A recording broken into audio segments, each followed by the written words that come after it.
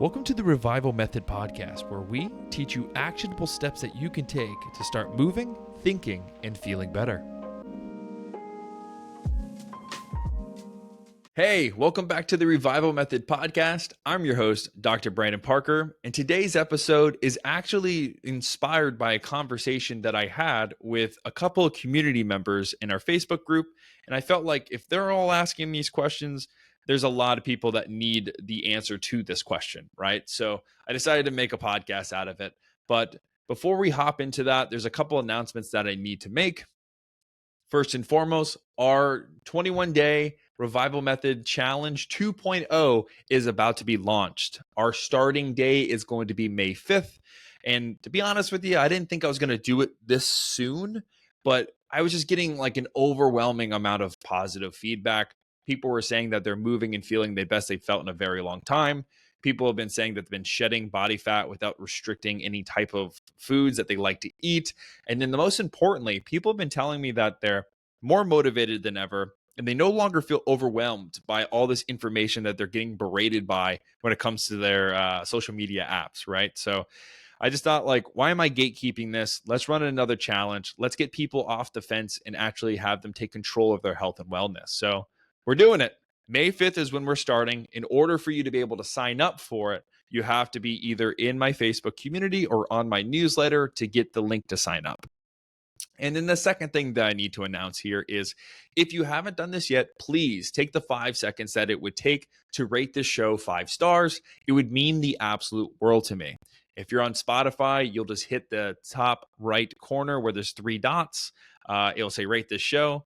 Please hit 5 stars. And then when it comes to the Apple podcast, go to the bottom. You'll see the outline of the stars. Hit 5 stars there, and it will mean the world to me. The reason why is you're going to be telling the algorithm, hey, there's people like me that need to be hearing this type of information so they can actually start taking charge of their life as well. So without further ado, what is this topic that I was talking about with the community members? The question was, I'm loving my exercise routine, but I'm unsure of whether or not I need to be switching up my exercises. And this is a pretty common question because there was a very, very prominent exercise myth of muscle confusion. You have to keep doing random exercises or switching it up constantly to keep getting this response that's going to force growth. And I can understand why that became a prominent myth. When you do something new or something that's foreign to the body, you're going to be more sore. You're going to be more tired because your body isn't as efficient as it could be if you're doing this routine on a regular basis. A common example that I like to bring up is consider a horizontal press. Not necessarily a push-up, but think of like a dumbbell press. When you see somebody doing that for the first time, you'll see them shake like an absolute like leaf, like just going back and forth. And that's because the body doesn't know how to coordinate a stable contraction because it hasn't been exposed to something like this before. So, of course, you're going to be exerting more energy trying to learn this movement, right? You're going to more than likely be sore the next day. But what you'll tend to see is set 1 to set 3, which is probably only in a span of a 10 minutes difference. Set 3, you're going to be less shaky and you're going to be able to utilize more weight. And it's not because you got more muscle mass on your frame in 10 minutes. It's not because you got substantially stronger in 10 minutes. Your body just knows how to coordinate the movement and become more efficient with that movement. And if we're constantly switching exercises, you're going to constantly be in this learning phase, and you're always going to be bottlenecked by your inability to be efficient or your inability to master a particular movement. So, with that being said, we have to understand that the number one driving force to building muscle when it comes to exercise is mechanical tension. How much tension can we place on a particular muscle group safely over a long period of time? And how you would decide that is, let's say we're doing, let's back it up a little bit. Let's do a bird's eye view so you have a complete understanding.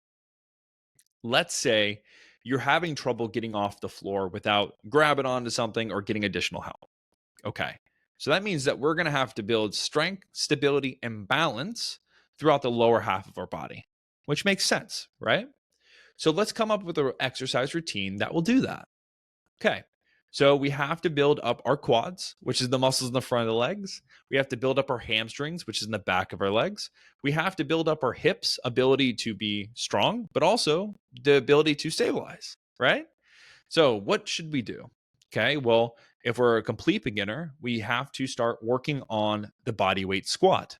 If you don't know what a squat is, it's simply just lowering yourself down as if you're trying to sit into a chair, but ideally there's no chair there, and then you just come up to a standing position.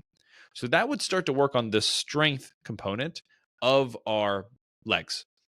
The other thing that I would like for you to focus on is, let's say, a hinge pattern.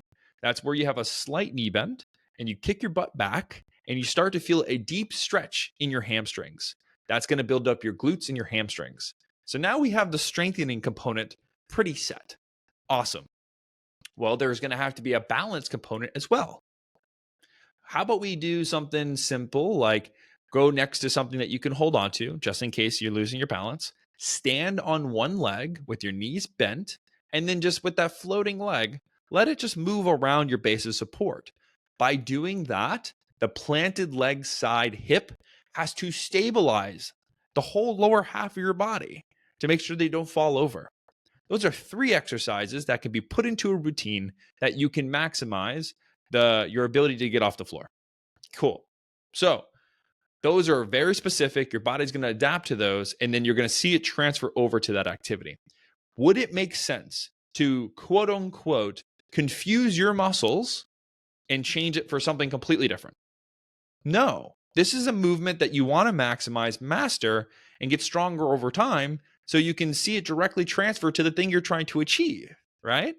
So, what do we do? Okay, you've been doing the same routine for quite a bit of time. You're maybe not feeling the same results as you felt before, but that doesn't mean you have to switch it. You can intensify the movements to now keep challenging the body to keep overcoming the deficits that you have. So, how do we make a squat more challenging? Well, you can make any exercise more challenging by increasing the resistance you're working through. So, from the perspective of a squat, holding on to additional weight as you're doing the squat.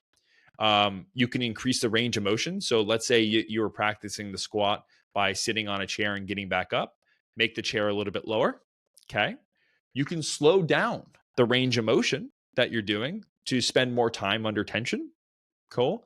And then simply enough, you can just do more sets or reps. Expose yourself to more volume at that particular position.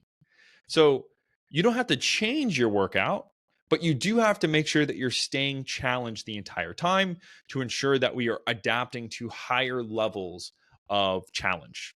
Okay. So that is what you would want to do versus switching up your exercises all the time. But what are some signs that you need to change your exercises because we've gotten to the point where we're getting diminishing returns?